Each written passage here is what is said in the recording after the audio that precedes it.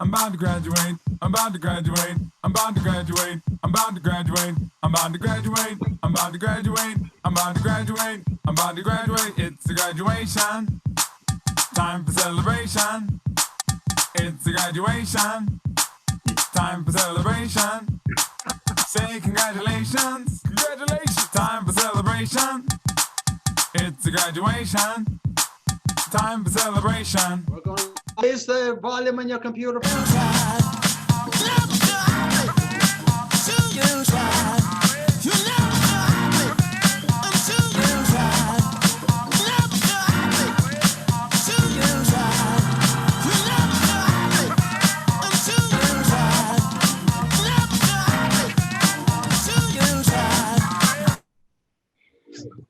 Thank you for that amazing introduction. One of my favorite songs. And it clearly makes me happy. And so here I am. Here I am, Miss PMA, Miss Positive Mental Attitude, Captain Optimism. These are the nicknames I get called by my close friends. And when I was younger, I would be really offended, like I wasn't taken seriously. But as I look back on my life, the first 56 years of it, that is, I can see that it's actually served me well. Today, I want to introduce you to the concept, not about being happy or optimistic, but the concept of never stop starting. This is a realization I've come to in my life as I suffered many setbacks, big and small. I started to notice a common thread, a few things that I do that help me maintain my positive, optimistic, and never wanting to give up attitude, never stop starting. When I say small, I mean like times like you probably have experienced, like when I join a weight loss program and I want to lose weight and I actually do great for a couple of days, and then one stressful conversation leads me to the pantry to grab a bag of chips, some chocolate, and I throw it back, probably the entire bag, and I get so mad at myself because in my mind I blew it. I felt defeated, like I wanted to give up. And I hated that feeling so much, I didn't do it. Instead of giving up, I just say to myself, Barbie, who cares? You can eat a lettuce leaf next time.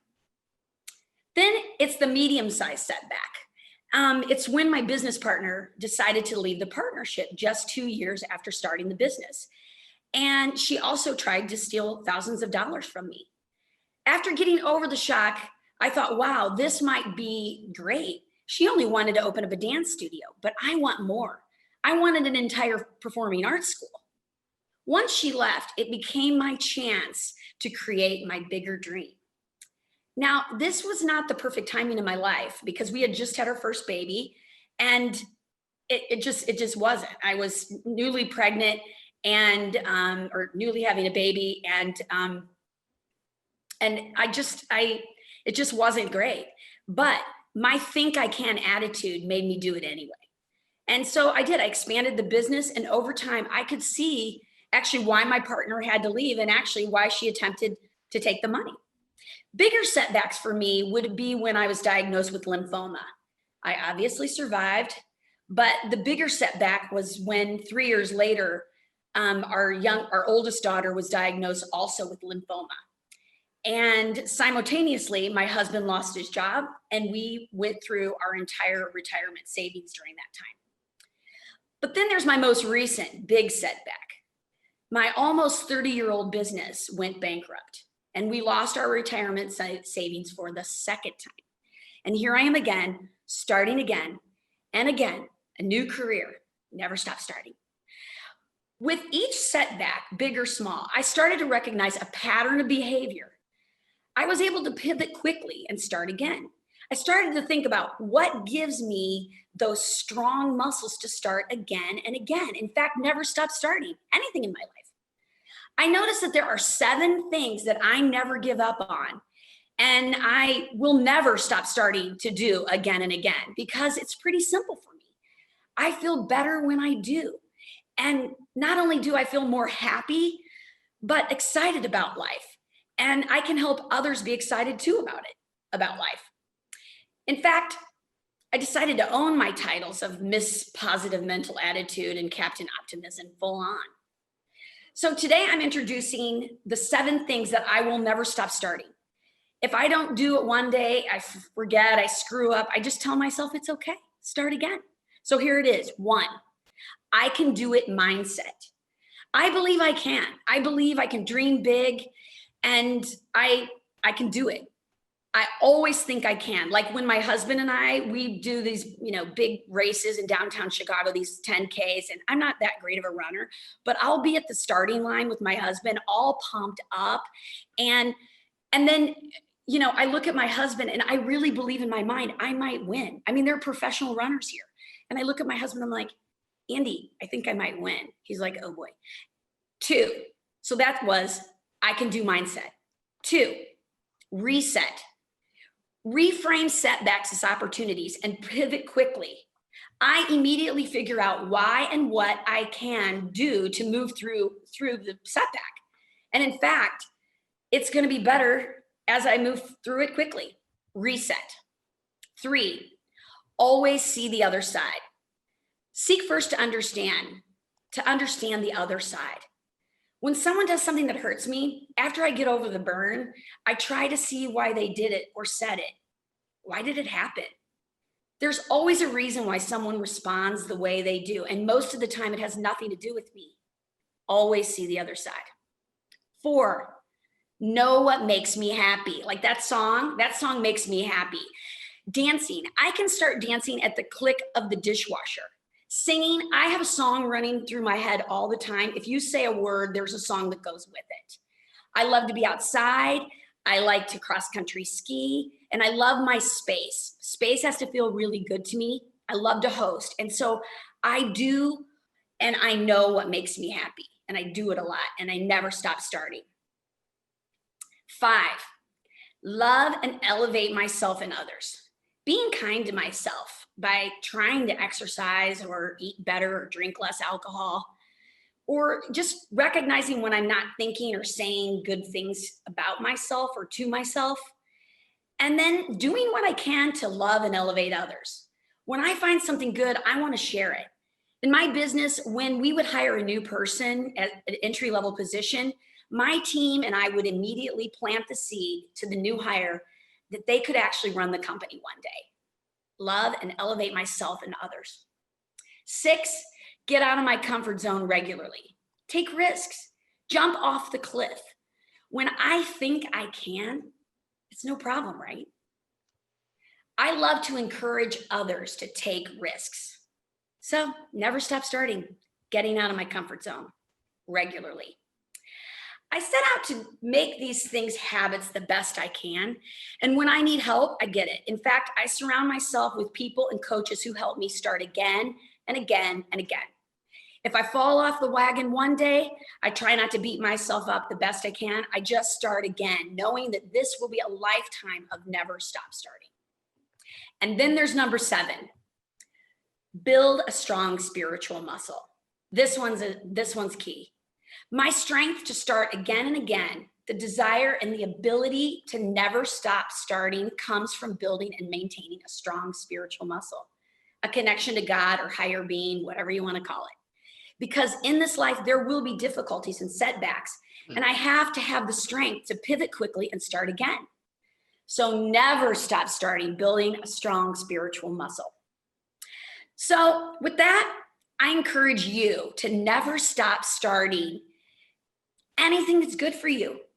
When you screw up or fall off the wagon, start again. Do it again and again and again. You can be empowered and excited about life too. So never stop starting. Thank you and have a good one. Bye. All right, give it up for Barbara. And Barbara, we'd like to compliment you, congratulate you. This is the certificate of completion for Barbara Yoakum, who successfully completed NSA Illinois Speakers Academy. Yay! That document will actually be mailed out in the next couple of days as well. Barbara, congratulations and thank you. Thank you. Okay. So, Kevin, do you want to lead us?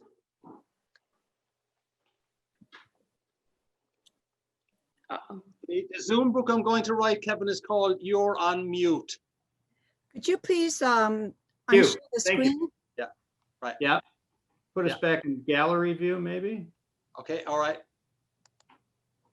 Yep. How do I stop share, all right, okay, all right, back. Now we can go into gallery. Great. Okay. So Okay. brief comment. What did you like and what would you recommend she do differently or maybe even more of next time? Yeah, Amy. I love Barbara's positive attitude, of course, and just lots of energy, just like coming through that screen. Yeah. And so keep that up, really super effective too. The big one thing I would suggest to do differently is do something with your glasses.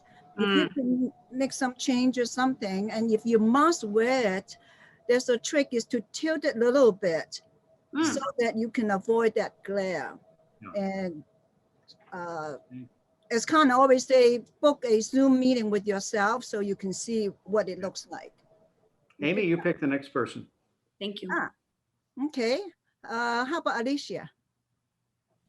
Sure. Thanks, Amy. So Barbara, again, love the energy. It was great. The never stop starting is a very sticky phrase, and you used it enough that it's ingrained in my brain. I love it. Yeah. The thing that I'd like to see more of towards the end, you really started giving great advice and practical tips to your listeners. And I would spend more time on that than your story, actually. So, yeah, but really great. I loved it. Thank Lisa, you. you pick the next person. How about Suzanne? Thank you. Yes, so infectious. You know, I can see you walking around on a stage and everybody following you and eye contact. So, you know, your hands, your usage of hands, really great. I did like your story, but a little truncation because it set the foundation of like why you're starting, you know, the sticky phrase, you know. So I did like that. Maybe reducing the numbers because I think it went a little long, and so you know, bullet point those hard, and they were great learning points. And I think at the end there were some really great tips to take home about how you can do it. And so maybe 4 of those would be better in the listening. Yeah, great. Nice. Thank you. Suzanne, you pick the next person. Oh yeah. Let's go male. How about Dr. Michael? Barbara, I really liked your animation. They talk about energy, but there was motion, there was kinesis, there was something that brought us along. I loved your 7 points. They were nice, they were concise, and they moved us. So wonderful on that score. But what I actually heard was a history of failures and problems.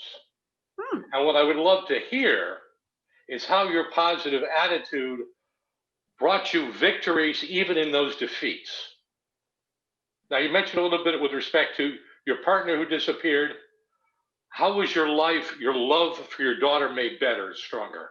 How was your moving on make your family, your happiness grow despite everything? So give us that.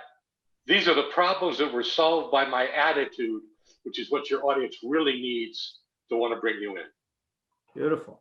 You do the next, you pick the next one, Michael. And I'll pick Cindy.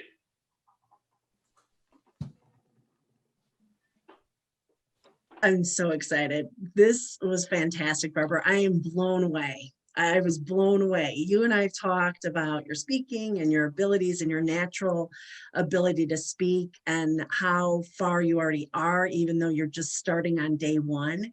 I pray I'm not following you today.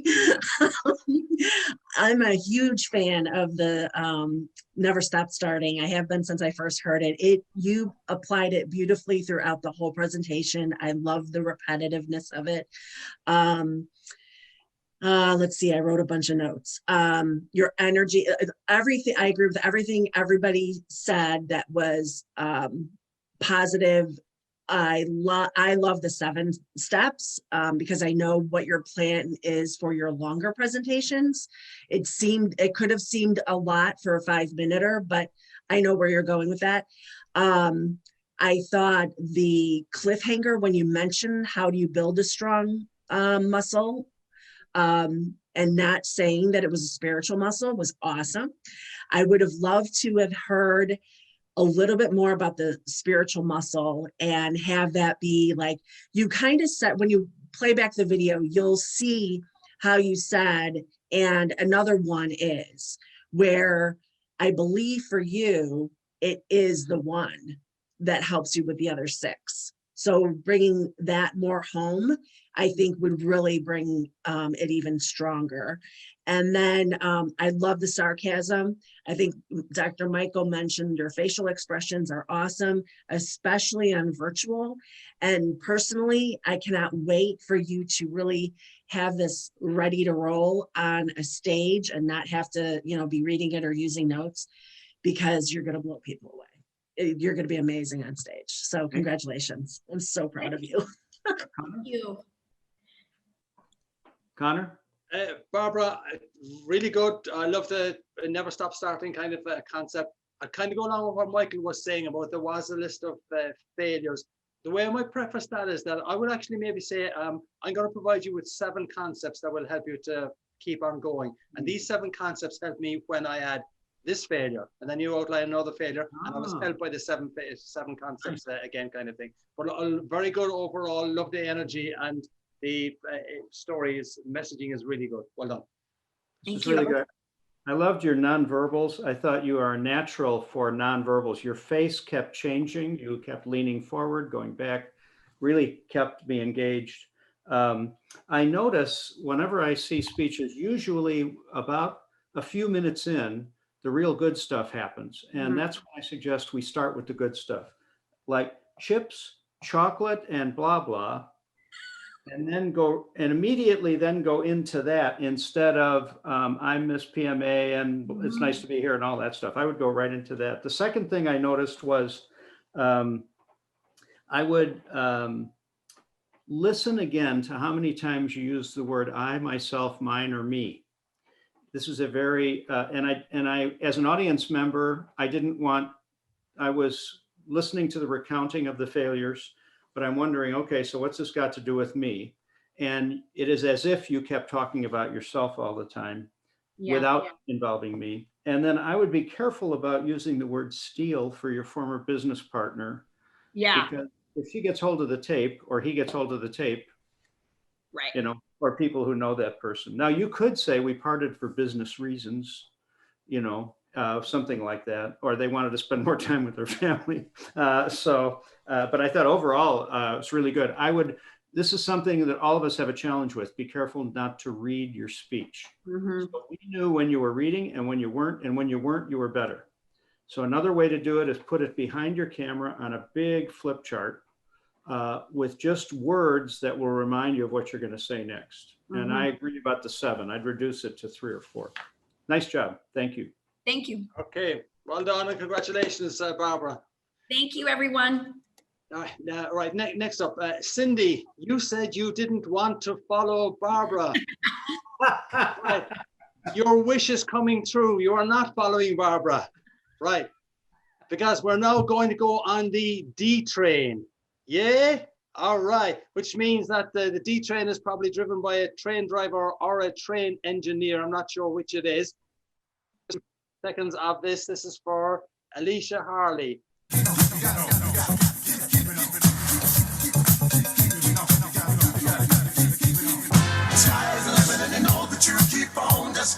Pressing on. Sky's the limit and you know that you can have what you want. Be who you are. Sky's the limit and you know that you keep on. Just keep on pressing on. Sky's the limit and you know that you can have what you want. Be who you are. Sky's the limit and you know. Just keep on pressing on. Sky is the limit, everybody. All right. Thank you so much for that introduction. I hope you got a little bit of movement in. Give me a second here where I share my screen.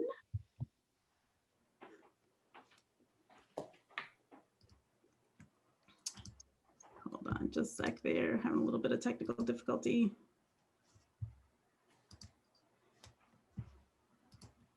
You've got the rights to share the screen, have you? I believe Do we need to do so. it? I believe so. Here, let me try this one more time. Yes, I do. But I'm clicking share and my computer's going a little bit slow. Okay, there we go. There we go. All right, well, Board of Education, I know that this is a long workshop for you guys, but we're gonna get through some of this material relatively quickly, and then we're gonna have an activity. So I want you to flow with me today as we talk about our Selma scholars and how they are impacted and what it is that we need to do to get schools reopened again. So in order to reopen our schools, we got 5 key mitigation strategies. One, we got to make sure that the Selma scholars have consistent and correct use of their masks, that they are social distancing to the largest extent possible, hand hygiene and respiratory etiquette. We'll talk about that a little bit, the coughs and the sneezes, cleaning and disinfection of our schools, and then the contact tracing that is necessary in collaboration with the local health department. I know that you guys have done an incredible amount of work around getting an app that's available to your families so that you can check temperatures and know who's in the building and be able to provide any contact tracing in the unfortunate incident that someone gets infected. But you know what? We're going to move through this. So consistent and correct use of masks. Please do choose masks that have at least 2 layers of fabric. That's critically important. It's got to be breathable and that it covers the nose and the mouth of our scholars. And it has to fit snugly against the sides of their face. So if your scholars are using masks that have the little ear holes, you may need to twist them a little bit so that they fit snugly along their face, just like that. They need to be made out of something that's easily breathable, no plastic, no vinyl, and they cannot have those exhalation valves because that is pushing virus out to the people around them. So we need to make sure that they're not using those. And we want to save the N95 masks for our healthcare workers unless our scholars have a pre-existing health condition. Maybe they've had a organ transplant or they have severe health conditions. Other than that, we really want to make sure that we're saving those for our healthcare workers. A couple special situations, those neck gaiters, not really gonna work. Face masks aren't enough. They can wear that with a mask. And please, in our pre-K situations and early childhood programs, we don't wanna put masks on children under the age of 2. Now, many of you have seen on the internet and in a variety of places that your mask should pass the candle test. And in science class, this is something fun that we can do with our scholars, is that we can get a candle and they can test whether or not they can blow out that candle while they're wearing their mask. If they can, then it's not the highest quality that we necessarily want. And so we want to make sure that they've got cotton fabric, 2 layers that's going to protect them and that it passes the candle test. They can do this at home or you can do it on the school. It's a lot of fun with the kids. The 6 feet, we want to make sure that it's a minimum of 6 feet, even when our kids are wearing masks. Just because we got a mask on doesn't mean that we can still get close to one another. We got to social distance. As we talked about this before, this virus is big. If a flu virus is the size of an orange, our coronavirus is the size of a peanut. It can get through and go farther than most viruses that we've seen. So we got to make sure that we're doing the social distancing and washing the hands. I know you guys are practicing with our scholars around singing their ABCs or their favorite song while they're washing their hands. We've got to make sure that that's in place. The disinfecting protocols that you have for your school, I really am impressed with your disinfection protocols, and we got to make sure that those are in place in all of our buildings. And so I'm just going to recap the reopening schools framework. Why should schools reopen? Are we trying to get our kids with special needs into the classroom first? Are we trying to get our youngest scholars, the ones who have trouble learning on Zoom or Google Meets? We need to be focused and make a clear decision about why it is that we want to reopen so that we can communicate that clearly to our parents. What are the resources, practices, and tools that we still need? We've got a whole long list of policies and procedures that we have to review in order to make sure that everybody understands their role, from the administrators to the staff, to the parents, to our scholars. We have to define the restricted and limited access areas. As we've discussed, we don't necessarily want our cafeteria workers anywhere near the front office. We don't want our janitorial staff in the classrooms while the scholars are there. There are only certain water fountains and bathrooms that our children can use, and making sure that all of that is communicated and that the signage is up properly. We want to make a phased approach.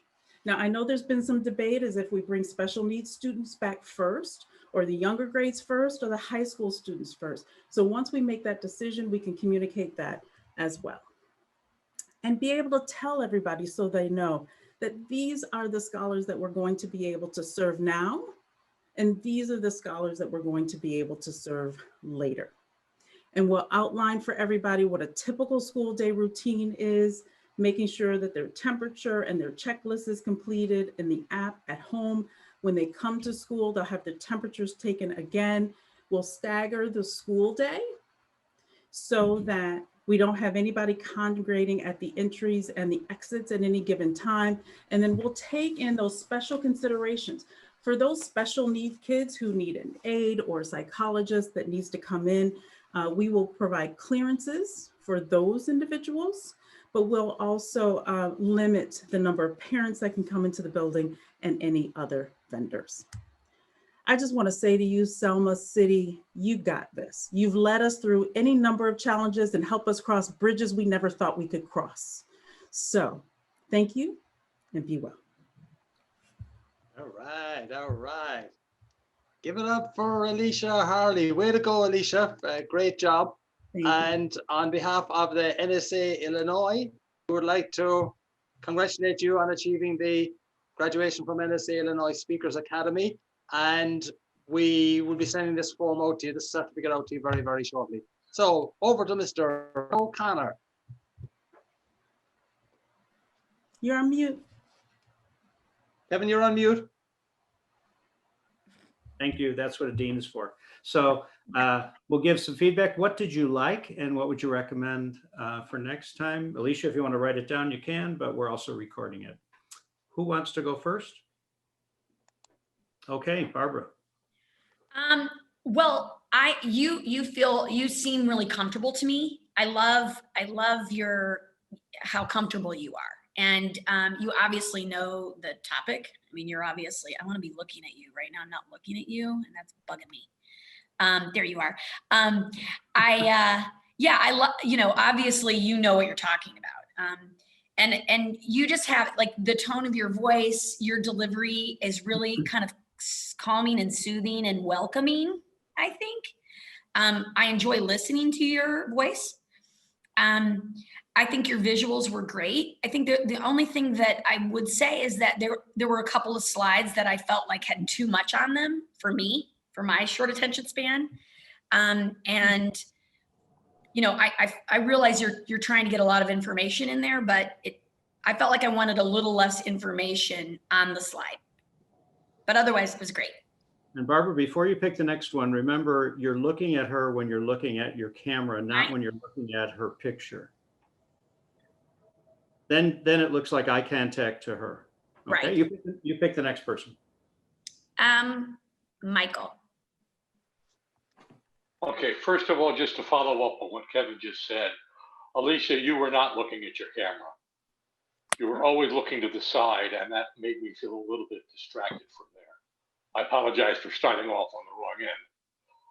I like the calmness that they were talking about. I like the fact this was obviously part of a larger presentation.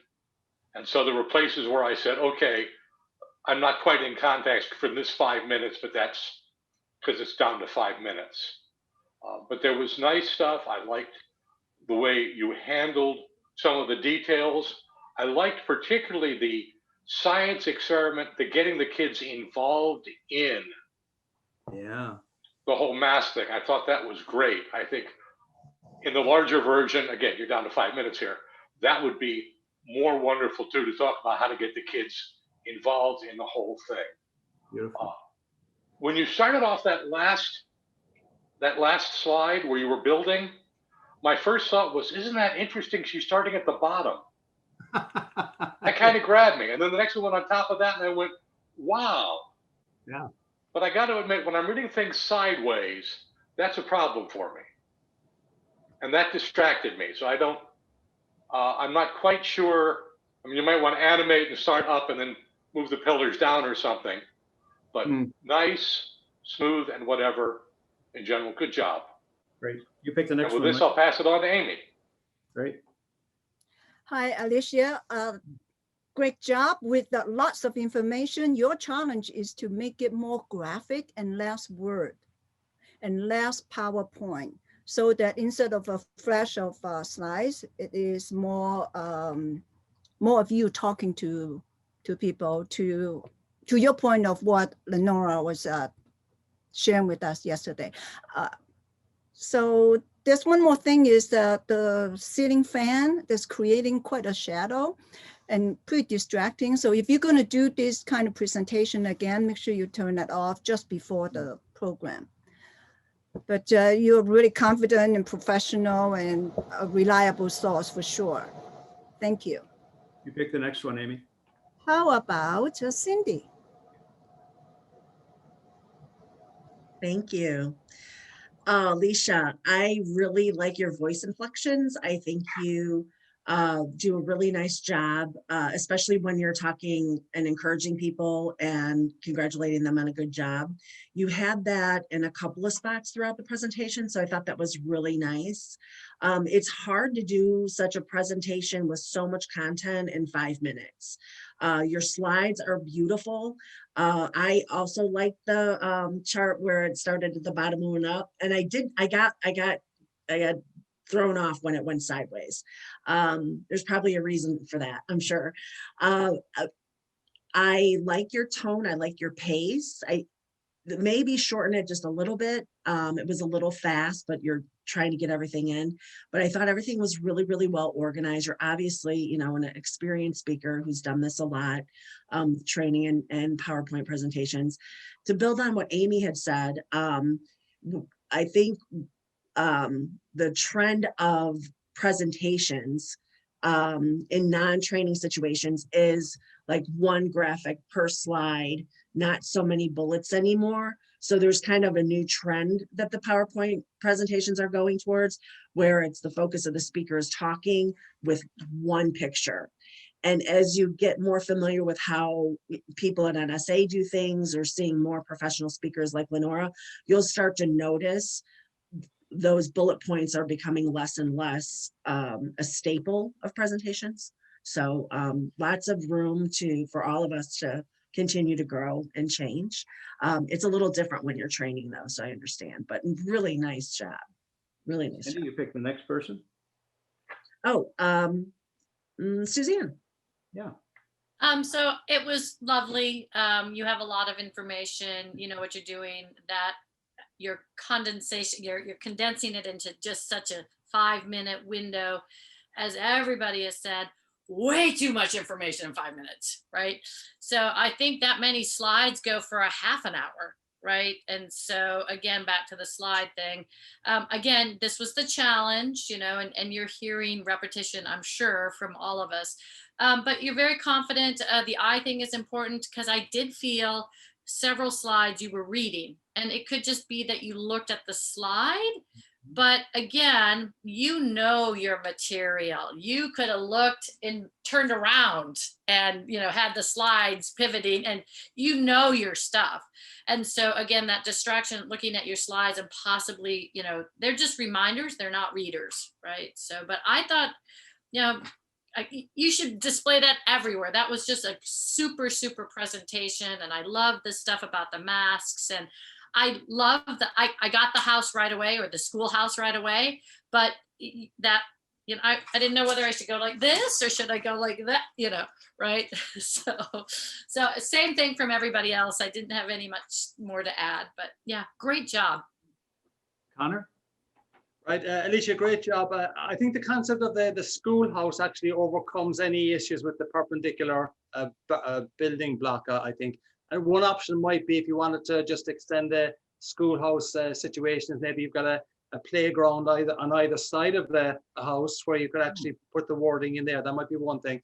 The only other thing I would say is that if you want to try and get engagement, I think, given the audience you're going after, if you were to, after making comments about, let's say, masks and other areas, why not ask them, what are the challenges that you are having right now with masks or with social distancing? Now you've got a really good conversation. You're going to be really on point with what their challenges are. Nice job, though.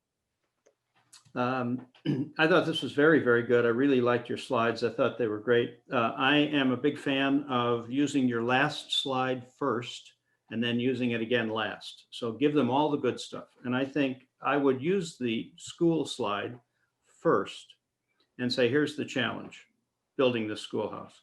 Then go into some of the stuff that goes into that schoolhouse. And you could frame it then to make it shorter. You could say, this is for administrators, this is for kids, this is for parents. And then you can reduce some of that stuff.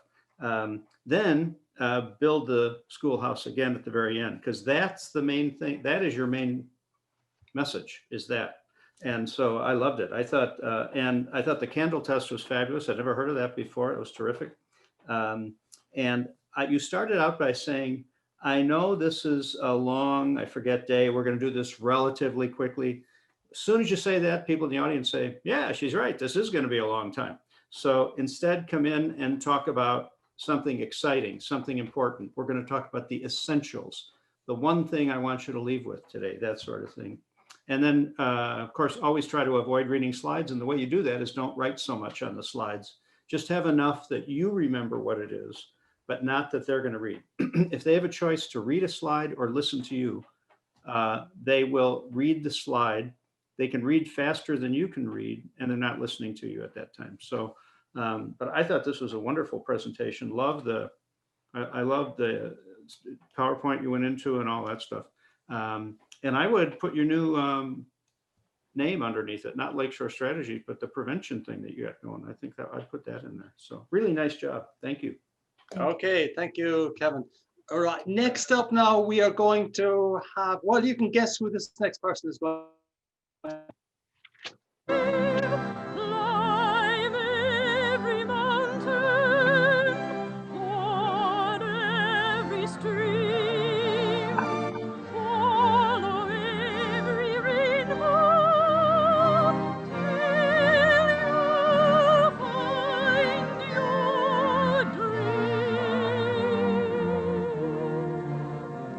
Wow. That must be Michael. Okay.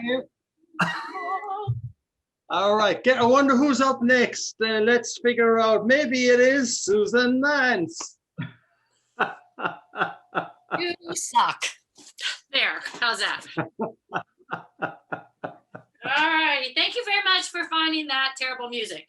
I would have done something like Be a Man from Mulan. That might have been better. So thank you very much, right? So I landed on Antarctica, the earliest any expedition had ever landed. And this is probably due to global warming or something, but I think it also has to do with the climbing companies trying to get more money out of the whole season. So, but when we landed there, the first week, the weather was actually quite good considering it was Antarctica. I got to wear my shells, which means, just an overcoat over my fleece and then lots of long underwear, but I didn't have to have my big winter parka on, which you have to bring. And the weather was super as we made our way to our lower camp, right below high camp, as we're making our way up Mount Vincent. As we were making our last pitch towards high camp, the weather changed with a vengeance. And it came whipping up, big winds came whipping up the glacial ridge. And we were about halfway up. And it stopped us in our tracks, and we had to take off our backpacks and get out our second layer, which is a big down coat and pants. And I suffer from something called Raynaud's, which means when my core starts to get cold, the circulation to my hands and feet shut down. So my hands weren't working right. I had my jacket on, but I couldn't zip up my pants. so I could close them up and continue to move. So we're on a climbing rope and a harness, and one of my teammates came up to aid me, to help me, and he actually had to zip up my pants. We had to make this sort of team decision. Do we continue to try to get to high camp, or do we return to low camp? We decided that this wind was just awful, and we retreated. We couldn't be caught at higher elevation at this level. So back we went down. And when we got there, we went into our mess tent, which is halfway underground in the snow. We all had hot liquid, and then we retired for the night. And I did something I'd never done before. I crawled in my minus 40-degree rated sleeping bag with all my clothes on, with the exception of my jacket. Because in the morning, I knew mentally I had to get out of one layer and put one more back on. So that night, I shivered and shook, even though I had this mummy bag around my head and a hat on, and everything as tightly cinched as possible. And in the morning, I woke up screaming because I frostbit the tip of my nose. And as I'm sitting up screaming, I quickly look over and check on my tent mate, my friend, and she's sleeping on her back. And from the top of the tent, all the way down to the dangling part of her nose was an icicle that she had generated over the night from her respiration, breathing upward. And I started laughing hysterically. I'd never seen anything like this in my life.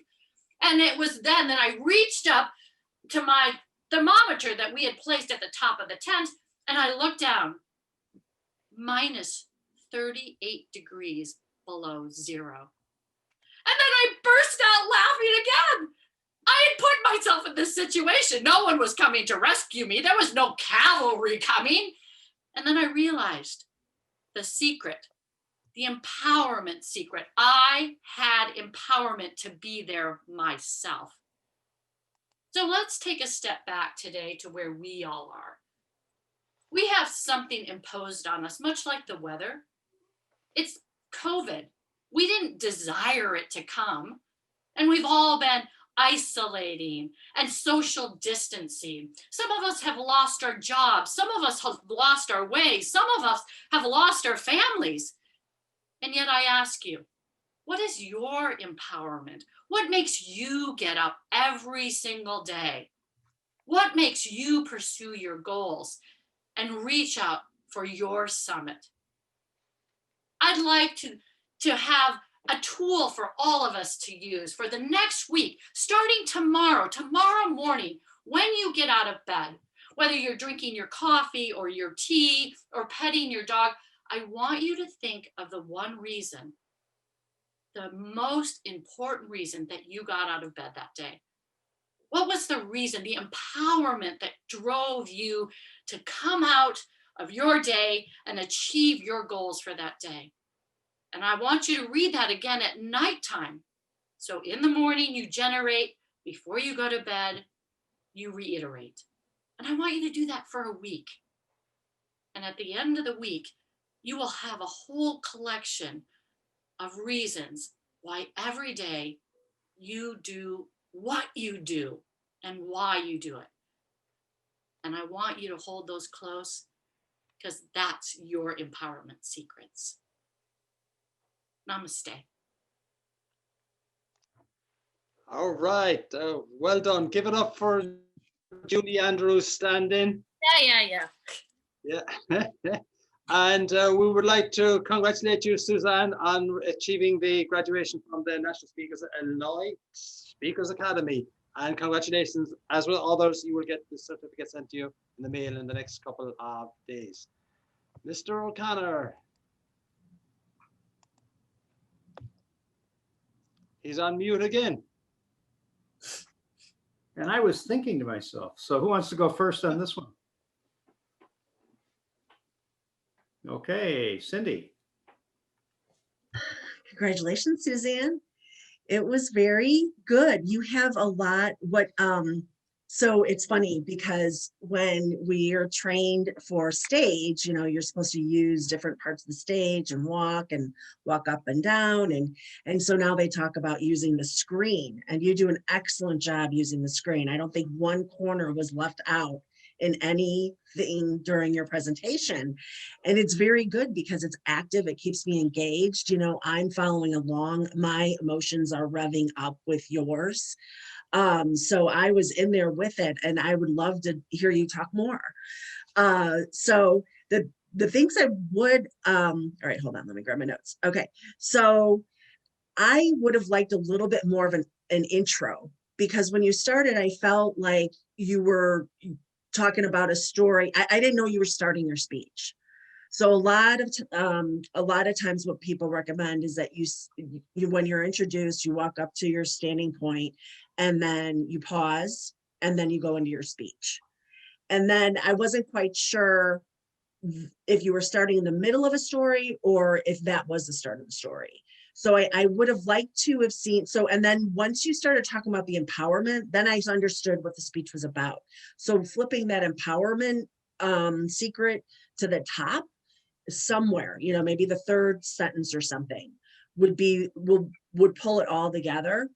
And then I want to hear, you are clearly an expert. So talking about equipment and where you're at on the mountain and where you're at and things comes naturally to you. I wanted to know about, well, okay, 1 layer, 2 layers, are there more layers? What is that equipment? Talk more about the what you're wearing and where you're at on you did talk about where you were at, but to me, not a mountain climber, I would have liked to have had more so I could put myself there, because you're very descriptive and good with how you describe what you're doing and where you're at. The icicle story, hysterical. I was mortified you were laughing. I would have been crying and probably died. But I love that you were energetic. So that kept me, again, engaged, and love that it's inspirational. You're finding this funny, and I'm like, oh my God, I would have died. So that was really good. And sorry, I think we need to move on. Yeah, move on. Okay, I'll send you my notes. Thank you. It was really good. Congrats. It was really, really good. Great stories. Cindy, pick the next person. Oh, go Barbara.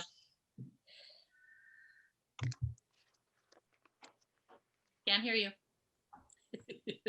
There we go. It was really great, Suzanne. I think you're a really great storyteller.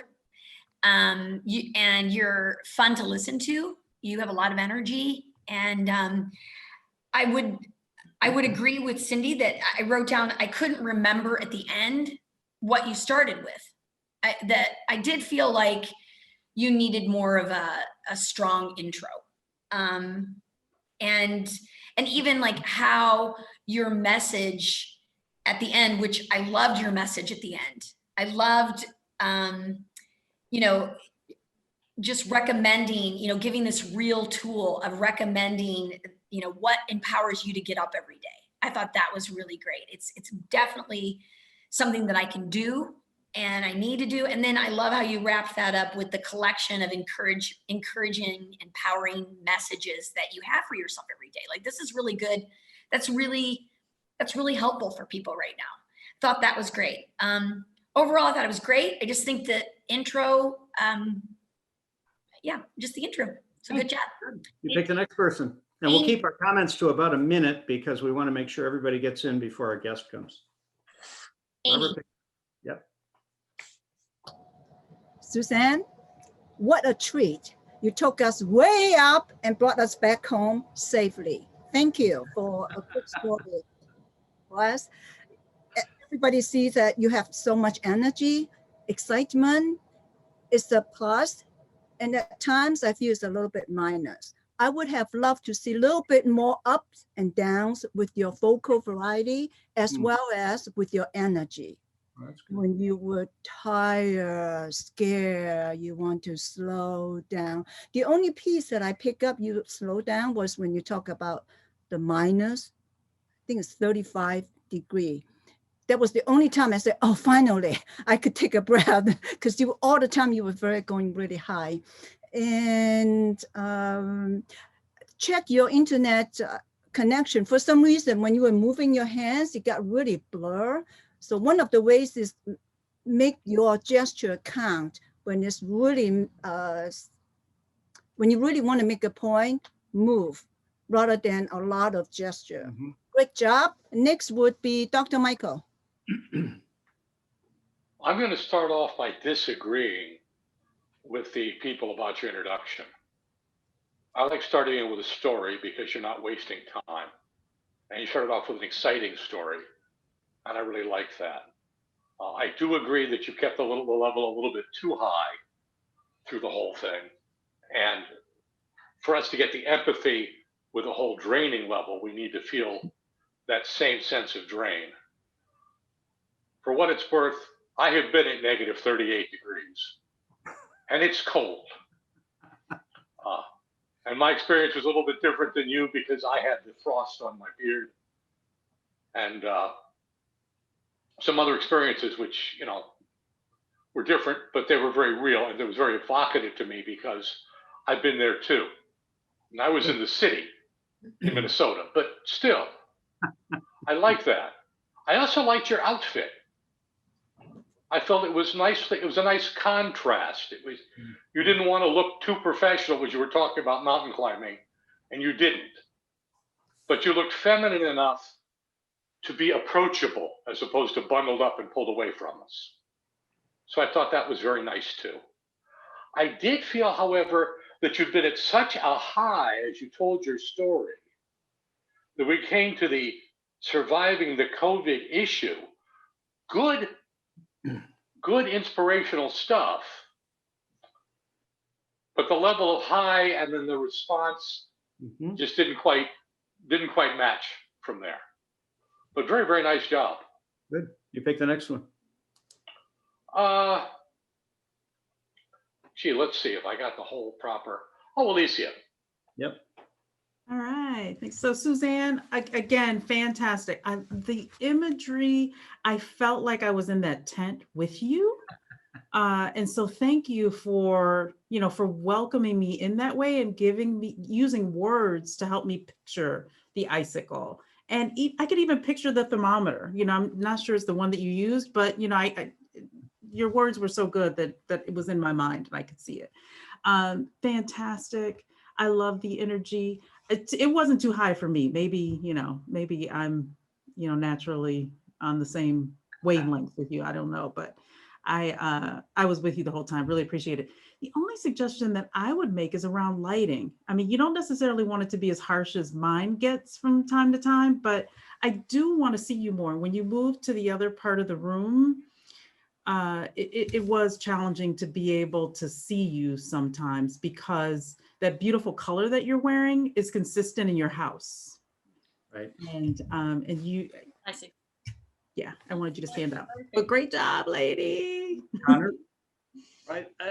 Suzanne, really liked it. You're very good at painting pictures with words, and you can actually see yourself being there.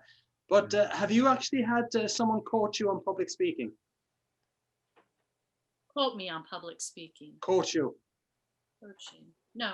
What's your point, Connor? No, basically, I think you come across as being overcoached. The words, you should leave the words work better for you. Every single action was kind of a body language to reinforce something, and after a while I think it gets over the top. It's like a Toastmaster district speech competition. So you can take a look at that in the recording and see, Suzanne, what he's Sure. referring to. I really liked it.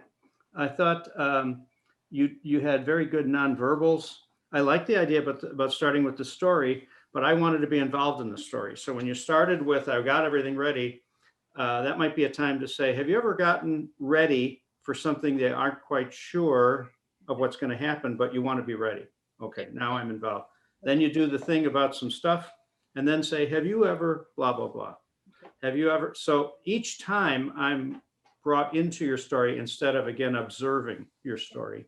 And I thought the main point was fantastic, but I would just get us more involved by each time getting going. And you have the advantage probably of the introducer has probably introduced you as what you are. So that's why going into the story right away, you can get away with that. So nice job. Thanks for everything from all of you. I will take all of it and continue to craft my stories. Thanks so much. Good job. Okay, next up, we have got let's look at what was Suzanne's phrase? Let's have a man. Okay, so guess who that is going to be? That is going to be Mr. Michael Alexander, and we introduce him with entry of the Gladiator. So bring that volume up, gang.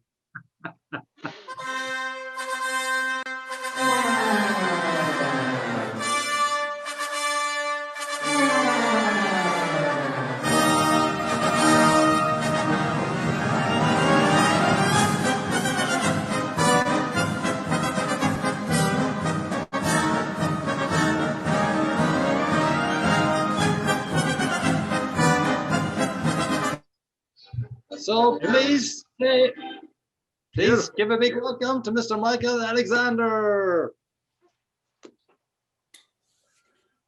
This was my David and Goliath moment. It was my first time on the witness stand. And I was going against a lawyer who was famous for eating witnesses for lunch. We were having a discussion, a debate about what was the best way to determine how bad the load was, how much pressure the temperature put on the gas system. I wanted to use the system which looked at the high temperature and the low temperature of the day. That was the standard. He wanted to look at 8 hourly observations. He smiled a predatory smile and he said, "Do you have a calculator?" I pulled out my calculator. He said, "I'd like you to take the average of 2 numbers for me, please. This will be easy, 0 and 100. Okay, 0, 100, average. I said, "Would you take 1 decimal point?" He said, "Sure." I said, 50.0. He said, "Okay, now I'd like you to take the average of 8 numbers." He gave me 8 numbers, and the highest of which was 100, and the lowest of which was 0. And he said, "Now, what was the average of those numbers?" And I smiled. And I said, "Do you want the arithmetic average or the geometric average?" Now, you've got to be a real nerd, and I guess Amy is, to know what a geometric average is. But he didn't, and a lawyer never asks a question they don't know the answer to. He had no idea what I was talking about, and he panicked. And he ran around looking to all the people from his company trying to find out what it was. And he finally said, after talking, "All right, the arithmetic average will be fine." And I gave it to him. But he was so rattled that he never gained control again. And at the end, I had won over $1 million settlement for the citizens of Minnesota. Over the course of time, similar techniques, keeping them off balance, won over $1.5 billion for my clients. But the secret wasn't being a smart aleck, as my name would suggest I'm good at. The secret is not approaching problems the way everyone else does. Because if you do what everyone else does, then you're not going to be better than anyone else, right? So I use the techniques to think differently, creatively. The same techniques which led my father to invent the barcode, which led Admiral Lord Nelson to win the Battle of Trafalgar, where he was outnumbered. The same techniques that took Apollo 13 and saved their lives when a meteor struck their oxygen tanks, and took a little company called Apple from the basement of a couple of guys to the creators of the iPhone, the iPad, and the Apple computer. The trick is to learn to think creatively. Now, much as we like to say, well, these are geniuses who did this. You know what? Geniuses, studies show, are not the ones who succeed. Oh, you got to be smarter than not plod along. But you need to learn to think and to look for solutions, not to just stare numbly at problems. And so what I do, and what I want to work with you to do, is look at your problems. Kevin, what problems are you facing? And let's find new ways to not face the problems, but face the solution. Connor, for all the genius you've got problems. Let's figure out how to get past them. And the same is true for every single person whose square I'm looking at here. Let's talk about your problems. And then more importantly, let's talk about a different way you can approach them. Oh, every problem. And always find solutions. Back to Connor. All right. Thank you, Michael. Obviously, a witness who is an expert. And on behalf of NSA Illinois, we'd like to congratulate you on achieving the certificate of completion for NSA Illinois speakers. Excellent. So well done, Michael Alexander, all the way over from California, gets up early every Saturday morning to participate in this class. Okay, over to Mr. Kevin O'Connor. Terrific. Very good. Who wants to go first with this one? Okay, Alicia. So, Michael, I love starting off with the David and Goliath analogy. It's a great story. And I'm already trying to figure out who's David, who's Goliath, and what's going on. So, loved that. And I really like the story that you told about the geometric average. You know, I mean, I went to the Illinois Math and Science Academy, and I don't know what a geometric average is. So it takes, you know, but you really drew me in. The only thing that I would suggest in terms of improvement is towards the end. You know, it was funny, you know, when you said, you know, Connor, you've got real problems. Let's think about them differently. But I felt like you overemphasized that, and I wasn't necessarily clear about what problems we're talking about. So I, you know, maybe it was me, but I really enjoyed it and got a couple nice laughs out of it. Thanks for the humor. Next one, Alicia. I will pick Suzanne. Oh, am I? Yeah, I think I can. Yeah, I'm on. So I thought your story was great. I loved that. So I could picture him sweating. I love the fact that he was walking around the room, you know, nice description of all that good storytelling. Then you kind of gave, there's solutions, you know, the Apollo, the Apple, etc. But here's where you said, don't make him think. Battle at Trafalgar. I was so wanting to Google, what was that? I don't know anything about that, right? So, you know, you did something you said not to do. You made me think, dude, right? And so then I had to come back. And by the time I came back, you were talking about Connor's problems. And I'm like, wait, did I miss something? So, you know, you're just letting you know, dude, you did the thing you told us all not to do. So All there. right. You pick the next one, Suzanne. Cindy. 1 minute, Cindy. Congratulations. Thank you, Kevin. Congratulations, Michael. You have such a commanding voice and it pulls me in. Like I want to hear every word you say.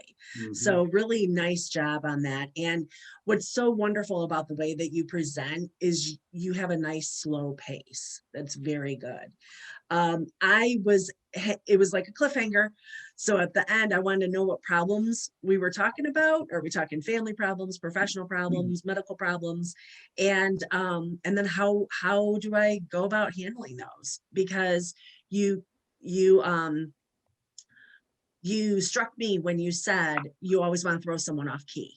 So I was waiting for that to learn that application. Good. Thank you, Cindy. But Next. really nice job. Congratulations. You pick the next one, Cindy. Oh, Amy. 1 minute, Amy. You have such a way to engage everybody, including the tricks, the tips of calling out Connor and the Irishman. So kudos to you. The only suggestion I have is to, again, to vary your voice level a little bit more so that it is not always at one level. And then fast pace. I guess that's change the tempo. Fast pace for a while, pause, slow down for a while, and that would just bring it to the next level. Great job. You pick the next one, Amy? Who hasn't spoke yet? Barbara. Michael, I thought it was great. I loved your humor, your sarcasm. In the beginning, you felt really comfortable. And I could tell you were having fun telling the story. And then there was this energy shift that happened when you started to kind of get into the nuts and bolts, and your energy kind of dropped off. And I wanted to still feel the same energy.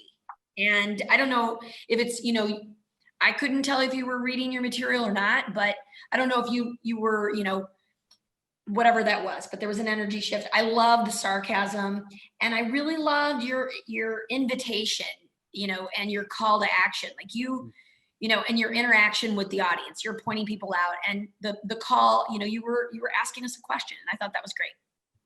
Good job. Thanks. Michael, I thought it was an excellent sales pitch. Well, you put that out on YouTube when you're going to get business from it, in my opinion. Very clear storytelling and a very clear logic to it as well. So kudos to you. Yeah. Yeah, I thought it was very good. I really loved it. Here's something I would recommend is look dead center into the camera. You looked like you were wandering a bit. I don't know if you were reading or not, but when you look dead into the camera like they do on TV news, there's more engagement. I wanted to hear about your dad. I wanted to hear about Trafalgar. I don't want to hear about Steve Jobs anymore. I don't want to hear about all the stuff that everybody talks about. Nobody talks about your dad that I know of, and nobody talks about Trafalgar, you know, but I wanted to find out what the hell is a geometric average. So that would be I think you could end with that. Mm-hmm. And then the audience is like, damn, he's right. So I really liked it a lot, but I would get rid of the stuff that everybody talks about, because you're talking about doing things differently. But I'd love to know more about your father. What did you learn from your father? What did you learn from Trafalgar? That would be very interesting to me. Thank you. It was really well done. Nice job. Okay. All right, we've got 2 more to go. I see Eddie has joined us. Eddie, welcome. What we're doing at the moment is that each of the Academy graduates and the people who are in for the follow-up programs are just doing 5-minute presentation here. And as you can see, we're doing a quick run around as well. So if you'd like to join in on the evaluation or the commentary afterwards, you're more than welcome to do that. Now, next up, we have got on share screen Ms. Amy Sagami, and play that music loud.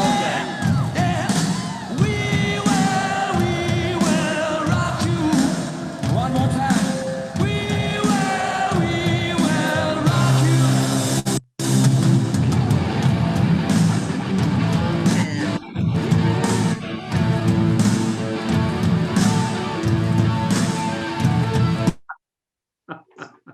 Okay, please give it up for Go, Amy.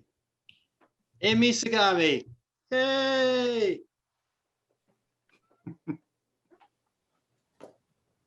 Today, friends and family would have get together and celebrate his 47th birthday.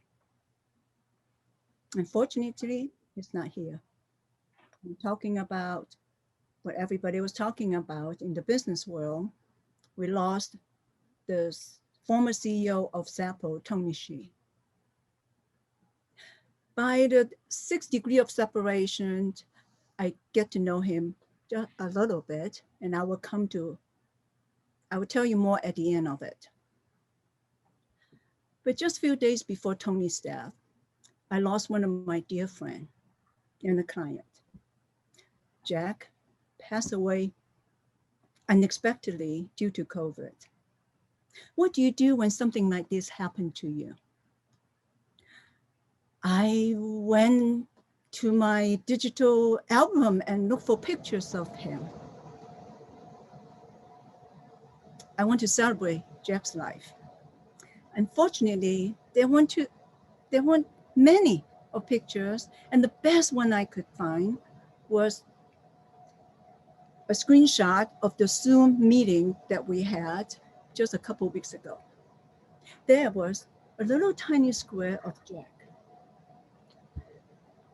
It doesn't do the justice because Jack is bigger than life, always smiling, cheerful, reaching out to people, and with a sense of wicked humor at times.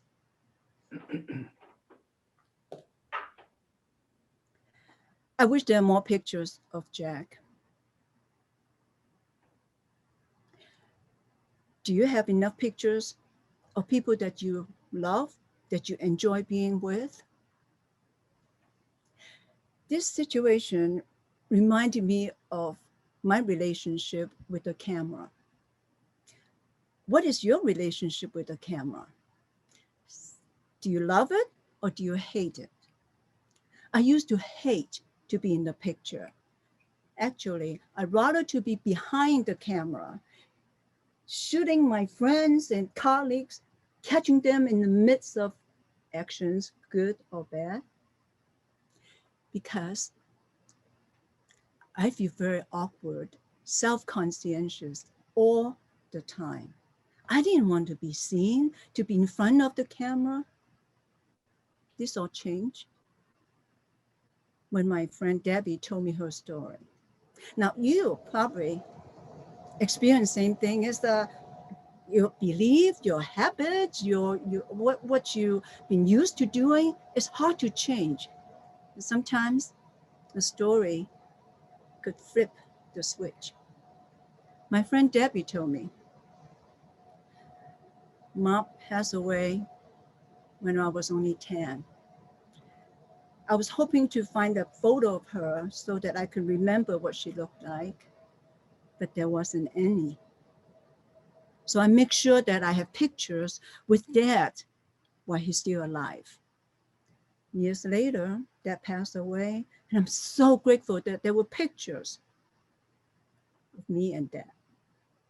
And Debbie showed me one of her favorite picture of their fishing trip where her father was holding this fish and they were laughing and giggling. And Debbie got to relive those moments. And when I heard that story, I decided I want to be in the picture. I want to be seen. I want to be in the action. I want to be with my friends and colleagues. And when the selfie came about, when the smartphone is available, I become known as the person who is able to take group selfie up to 25 people. That's a challenge. As soon as you can get back and meet in person, I hope you get to try that too.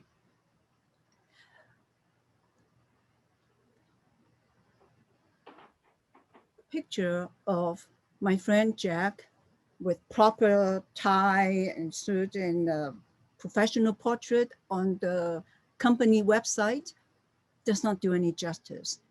It is being in the action, being among the people, with the people that makes a difference. So back to Tony Hsieh, I was scheduled to reach out to him for an interview for my friend. And a few years back, I had the good fortune to take a tour to the Zappos office. And the employees were most excited and joyous to show was that Tony's desk was among the rest of the employees.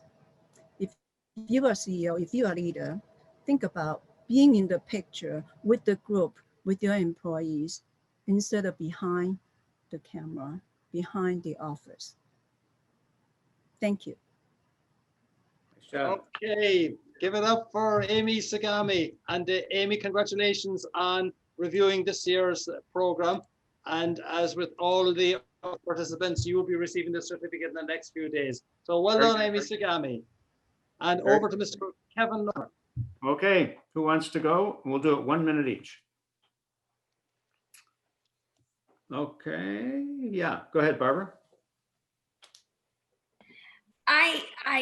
I love your storytelling, and I could tell when you felt very comfortable telling the stories. I think your energy level, would shift a little bit and just, but it became obvious to me that it was when you felt comfortable and excited about the stories. But you totally, when you were really in it, you were really using the screen. I thought that was great. And I think just sometimes your transitions felt a little bit slow. And otherwise, I thought it was awesome. And Yeah. you did a great job. Congrats. Pick the next I one. picked Suzanne. I love the storytelling. Your voice really drew me in, the way it presented up and down. So nice variation.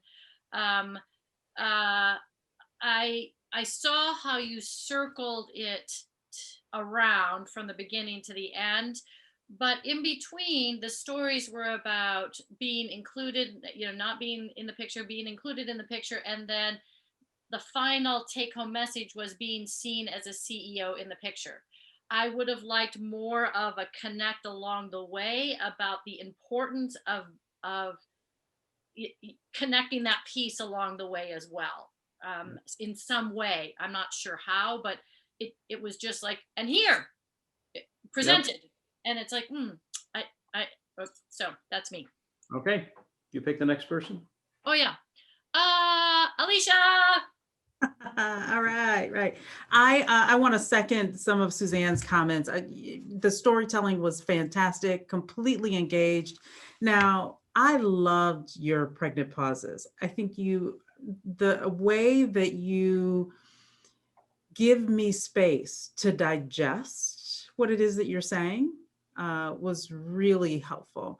But again, I was waiting for the punch, around where are we going with this picture stuff, and it landed so abruptly that I didn't get to digest it like I did all of the other parts of your talk. But fantastic, Amy, as always. Yay! You pick the next person, Alicia. Cindy. Hi, Amy. Congratulations. You always have such a beautiful way of telling stories. I agree with everybody, what people were saying about that. And it's so sincere and genuine. And I always enjoy hearing your stories. This presentation came to me as it was very heartfelt and very personal to you.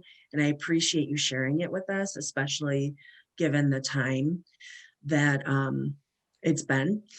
The pauses I do like pregnant pauses.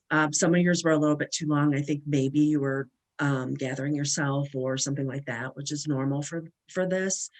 I missed the part about Zappos at the end. Did you go back and circle back on that? Okay, so I just must have missed the intro on that. But I thought that was an interesting. Lenora did that yesterday. She started with a story and then ended with a story. And I love that. So that was a really good addition to the story, to start at the beginning and then finish it at the end. I just love how it ties it up. So congratulations. It was really, really sweet. Thank you for sharing it with me.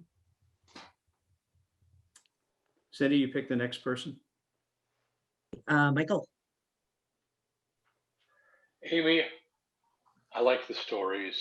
I like the way they built whatever. They were very nice. And you brought clearly forth a reasoning of the images. And as an artist yourself, the visual whatever is, I think, more important to you than you let us on to. I let us on to the fact that you're an artist, that visuals are part of how you see the world. And that would have brought it further along with us. Yeah. There were two things I felt I would have liked to have seen different. Number one, the story of Zappos at the end felt tacked on because it wasn't about pictures. It wasn't about images. Now, you could have told it differently. You could have told a visual of looking at the office and then centering down to where his desk was. And just like you talked about in the pictures, he was in the action. He wasn't working from behind the camera. That would have built an extra level there, which I think would have been nice. The other thing, which, although your pauses were well timed, they weren't always full of introspection. There were one or two times when you, for example, talked about seeing father with a fishing thing, and I would have loved to hear you not just pause, but to sigh, to give us that feeling you were taking it in. And I think that would have brought it just to a whole other wonderful level. But an excellent job. Thank you. Connor. Amy, nice job. I would concur with the point made that the Tony Shea example is dropped in, kind of forced a little bit, but there's a good logic to it. I think most Americans and Irish pronounce it Tony Shea. If Tony Shea is the correct one, I think it's worth actually identifying it because you are Chinese. The other thing is that this will help you. I did that Zappos tour myself. I actually do have a photograph of Tony Shea's desk, so I can give you that and you could possibly use that at some stage. And like everyone else who visited Zappos, Tony Shea was not sitting at the desk, of course, when we visited. But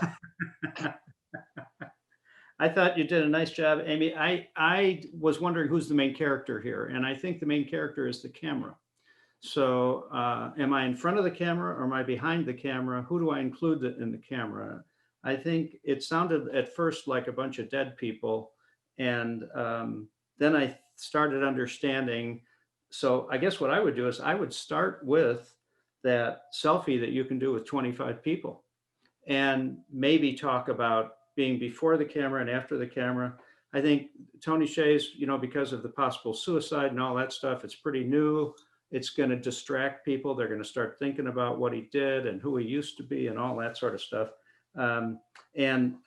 Transitions, I think, I like the idea of thinking of a transition as a pregnant pause. Sometimes I think it's a little long and it's as if you're searching for the next idea. And I'm not sure if you were reading your text, but I know when you were maintaining direct eye contact with the camera, I was much more engaged. So thank you. Nice job. all right, congratulations, Amy. All right, Ken, we have got one more person to go. We'll do quick evaluations then, and we'll take a very short break before we bring on the wonderful Mr. Eddie Turner. So the music for this is Cindy Chosik, and Cindy is choosing Alicia Keys. This girl is on fire. This girl is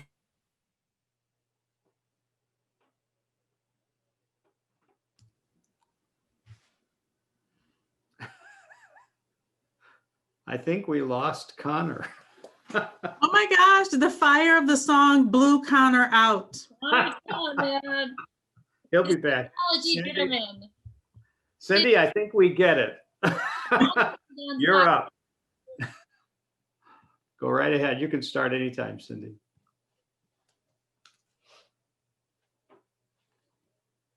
You're on mute, Cindy. Always a professional. Thank you. I feel your pain. Thank you. Think back to the last time you cried a lot, the ugly cry. Think back to the last time you were obsessed with a project where you said no to daily invitations to go to the pool or to do something fun with friends. Or think back to the last time you felt like you were ready to snap. And I'm not talking snapping icicles, but you were really ready to snap and lose everything in you outside with other people. In 2008, I was living through this, all three at the same time. And I thought it was my norm. I had a 6-year-old and 2 5-year-old twins. On a summer day, my 3 little loves were frolicking and laughing in the yard. I was on the deck, sitting at the table with a friend of mine who brought over some lemonade. I was sobbing uncontrollably for no reason at all, and I didn't understand it. I, that summer, was obsessed with staining a 3-year-old deck. I turned down every invitation to the pool. I shut out all my friends. and all my kids' friends. Why?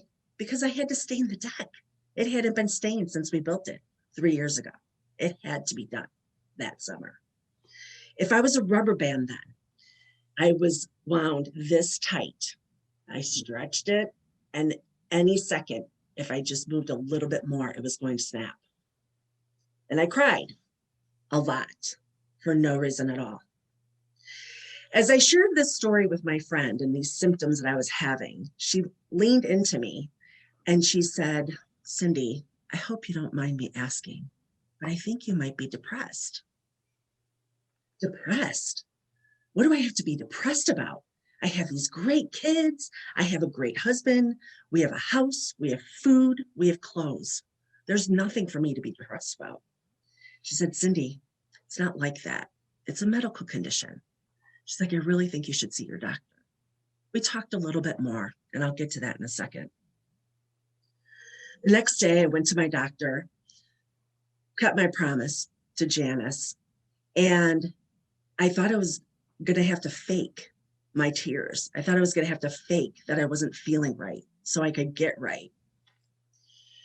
And I didn't. I walked in, I sat down, she asked me what was going on, and it just all came out. And I didn't know what it was or how it was or why it was. Sure enough, she did the assessment with me. I was clinically depressed, and she gave me the script for major depressive disorder. The good thing is I am not alone. There are 16.7 million people in America taking happy pills with me every morning. It feels good to be not alone, but it is a little distressing that there's so many of us suffering through this. Janice was clear about two things when she shared her story with me. She said that treating diabetes or treating depression is just like treating diabetes, high cholesterol, heart disease. It's a medical disease that needs to be treated. And you can't change that until you get the treatments you need.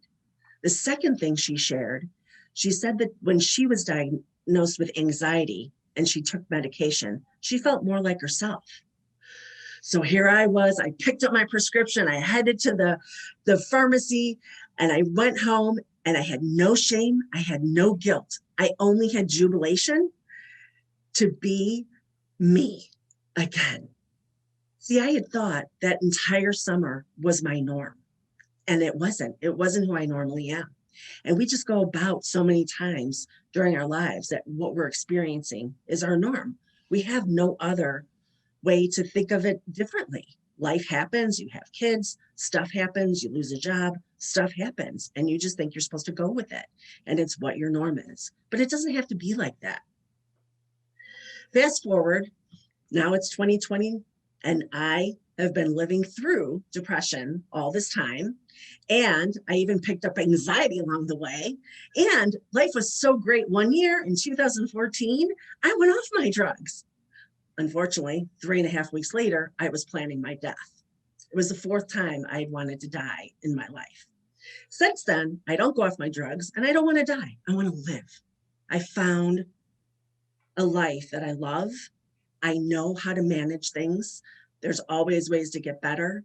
But now I use my stories to share with other people so they can realize that the norms you think are norms, if they're too extreme or they're causing you problems or emotional upheaval, then they're not norms. And it might be something you need to get checked out.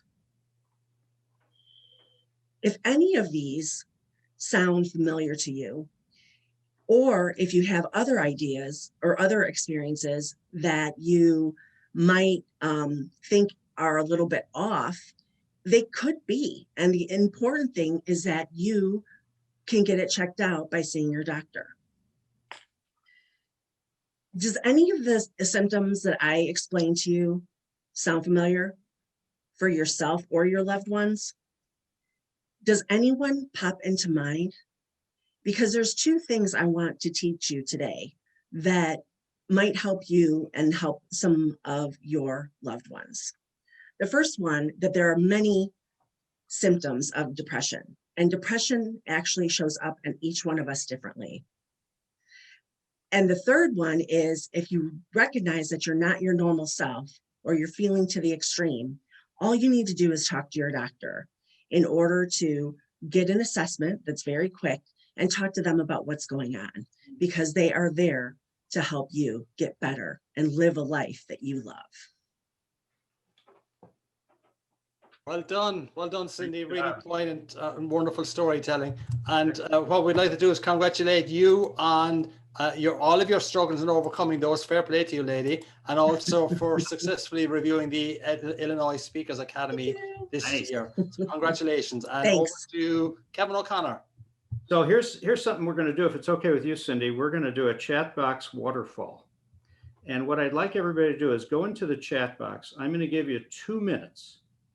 And I want you to write feedback to Cindy. What did you like, learn, or appreciate? But I don't want you to hit enter until I tell you to. Okay.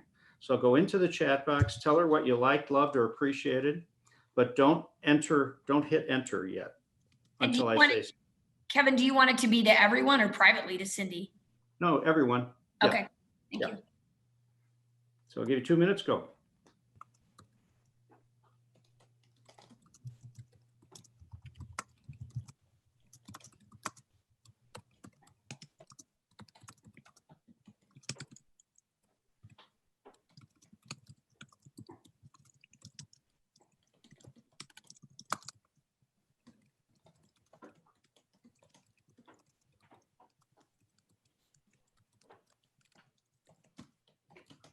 Remember, don't send it yet. We got another minute or so.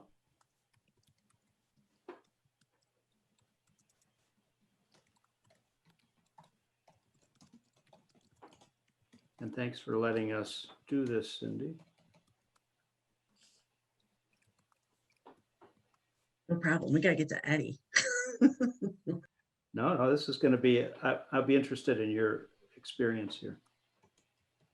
Is this Cindy's special request? No, and we got about 20 seconds.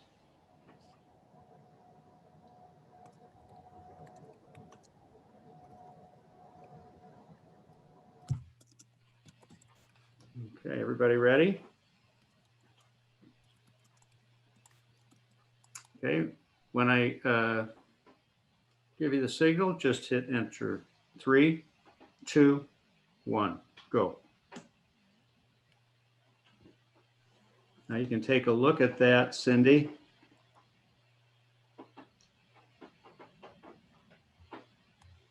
You can actually even save it for yourself. You're on mute.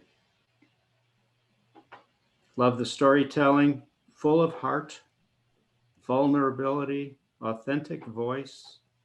Love the start. You were great, really improved. Loved your intonation and vulnerability, poignant. Message and information was wonderful.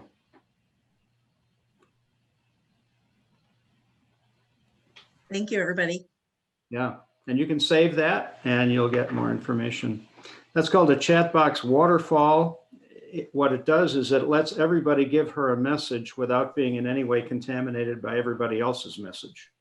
And then she gets to keep that and use it for her own purposes. So we may do another one when Eddie finishes, where we'll be talking about what did you learn during the 6 weeks? What do you want to remember during the 6 weeks? And then everybody can kind of make their thing. So that's something to play around with. Eddie, thank you so much for listening and commenting. I appreciate that. Great job.